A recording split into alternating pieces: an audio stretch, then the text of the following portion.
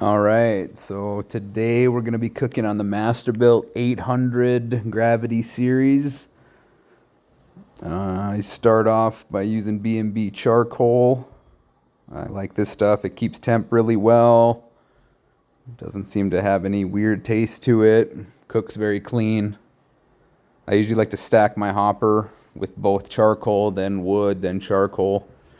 These are just my fire starters that I use on this grill. They seem to work really well. I use 2 of them.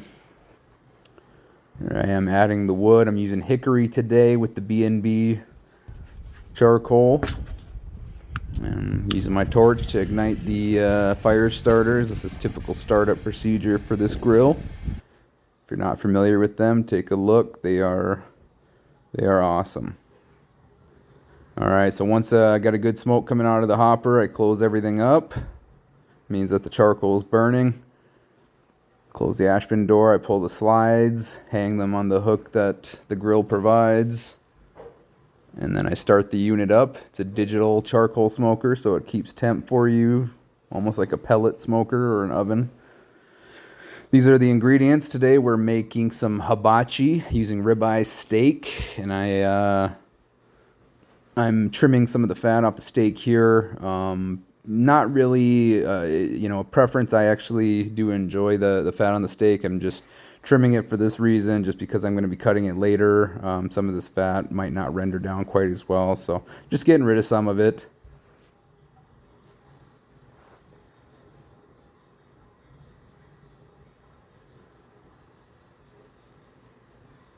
Adding a little olive oil here just as a binder. It's really not for any other reason, just to hold my rubs on the steak. I plan to kind of somewhat like a reverse sear on these steaks. I'm going to smoke them at 225 with the hickory till they reach an internal temp of about 100 degrees. I'm going to pull them off and put them in the refrigerator and just let them hang out in there while I'm doing everything else. And then I'll put them right onto the griddle. Here I'm using Cosmos cow cover as the main rub on these ribeyes. I'm also using Kinder's wood-fired garlic on top as well. Getting them nice and coated. This 800 does have a griddle attachment as well, and I'll be showing that in here, how I swap those out. Here's the Kinder's. And while I'm doing this right now, the grill is climbing up to 225. In the amount of time it took me to set up this camera and turn it on and do this is basically the perfect amount of time the grill got to 225. I'm putting them on the, I'm going to put them on a middle rack here. I just don't need them cooking or having any grill marks at this point, so I'm just going to put them on the middle rack. I'm going to use the grill supplied temperature probe to keep an eye on them. And like I said, we're looking for an internal temp of 100 degrees. And again, we're going to be cooking them further. They're going to continue to cook a little bit in the container after I'm done, but they'll get to their looking for a medium rare later when I cook them, when I sear them and cut them on the flat top. I'm also putting the veggies for the fried rice in there as well, just giving them some smoke flavor. So here's the grill running at 225, but we just hit 100 degrees internal on the ribeyes, so we're going to pull them off and get them in the fridge. I did move the veggies to the top rack.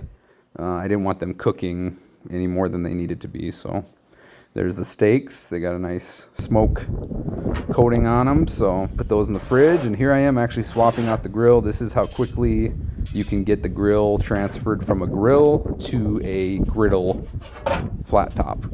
So you pull the grates, and that middle piece in there is the manifold. It does need some cleaning, apologize for that, but it's a 2-piece manifold. So the bottom stays there and the top comes out.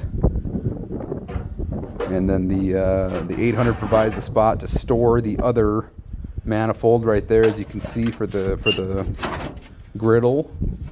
That goes in, just sets right in. And then you got your cast iron griddle.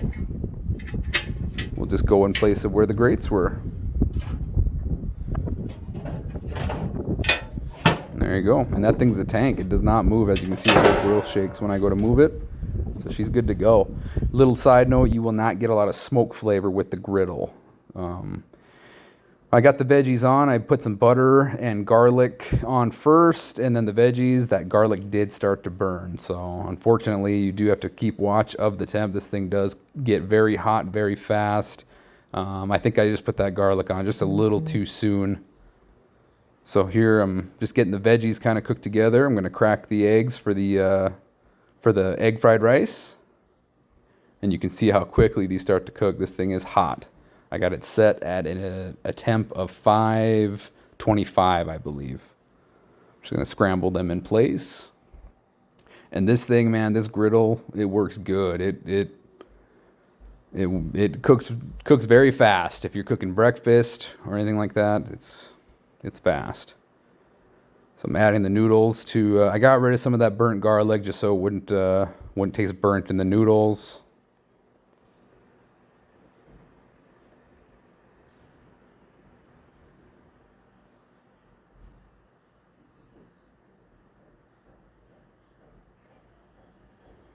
Just mixing the veggies with the egg.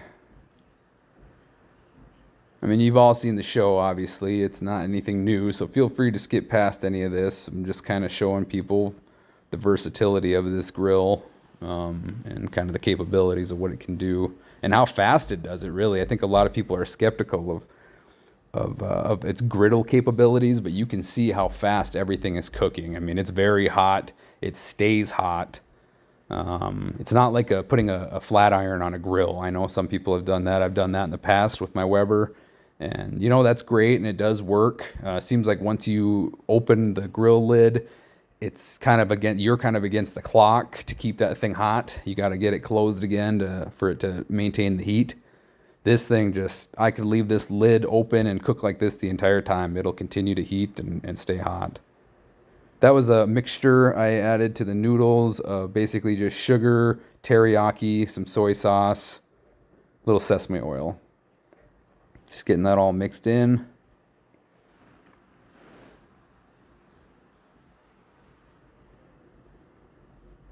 Very windy today, by the way. If you can't tell, the tray keeps trying to blow away from me, and this thing holds temp pretty well in the wind. Adding my pre-cooked rice. This is a couple-day-old rice here. It's just white minute rice. I had cooked in the fridge, using it up. Recipe actually called for about 4 cups of it. I only had about 3, so it is a little light on the rice. But this here is just soy sauce and sesame oil, and then a little salt and pepper, I guess. And I actually used liquid aminos. I did not use soy sauce, just to kind of help with the flavor, but not have as much sodium in there. Getting that all mixed together. Again, obviously, you've all seen this if you've gone to a Hibatchi restaurant and had the show done for you. I give it up to those guys, man. Those guys, this was tough. This was a fast cook. Yeah, I did not realize how fast everything would cook, and I was on my toes moving the entire time, keeping everything going and moving. I mean, you can see when I start to flip the noodles that they're ready. So I'm pulling those now.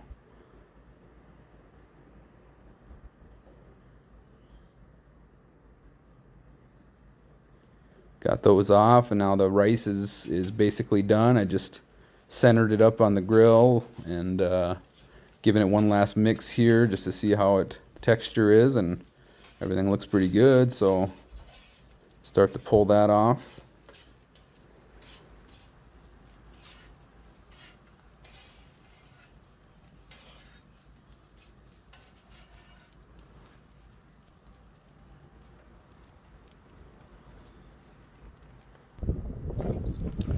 All right, so I got the griddle all cleaned up here, and let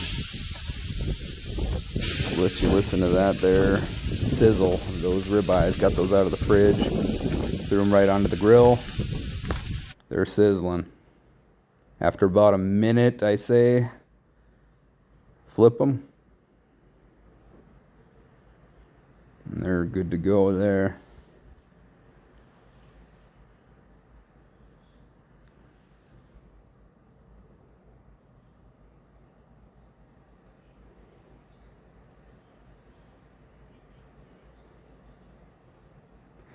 I was just giving it a little bit of time here just to get a temp.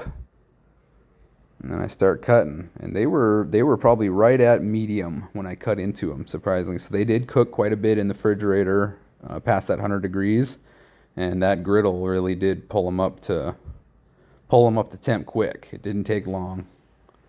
Now this is just the same mixture that I used on the noodles. Just some sugar, some teriyaki sauce, and some soy or some liquid aminos again. And I used the same ratio of ingredients for it, and it was too much. It was too much liquid in there, as you'll start to see here. I get everything coated, and I close it up, and when I come to check it again, I can see that there's still a lot of liquid there. So that sugar is not burning off. I kind of spread the steak around and move it to a different part of the grill just to let that caramelize onto the surface of the steak a little bit more. And then I kind of proceed to remove the sauce from that area so I could use it again, because it's almost too much of it. And you can see it's got a very caramelized texture to it. It's that sugar cooking off in there. So, and I did end up having to scrape the grill with the Blackstone cleaning kit I use for this thing, and I remove quite a bit of that sugar residue. So just watch out for that when you're doing this portion. That steak does not soak up that sauce quite as much as the noodles did.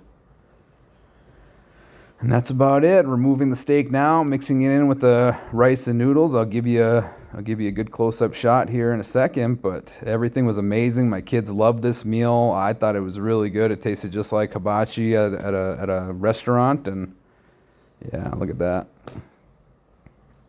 Okay, have a good one, folks. Till next time.